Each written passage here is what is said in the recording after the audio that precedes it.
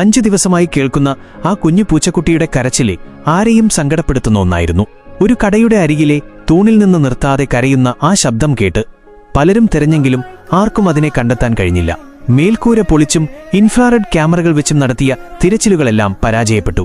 ഒടുവിൽ ഒരു വിദഗ്ധൻ നടത്തിയ പരിശോധനയിലാണ് ആ ഞെട്ടിക്കുന്ന സത്യം പുറത്തുവന്നത്. കെട്ടിടത്തിന്റെ അകത്തെയും പുറത്തെയും ബന്ധിപ്പിക്കുന്ന ഒരു ഇടുങ്ങിയ തൂണിനുള്ളിൽ ആ പാവം കുടുങ്ങിക്കിടക്കുകയായിരുന്നു. ക്യാമറ ദൃശ്യങ്ങളിൽ കണ്ട കാഴ്ച ശരിക്കും സങ്കടകരമായിരുന്നു. ആ കുഞ്ഞ് മുകളിലേക്ക് വരാൻ ശ്രമിക്കുമ്പോഴെല്ലാം വഴുതി താഴേക്ക് വീഴുന്നുണ്ടായിരുന്നു.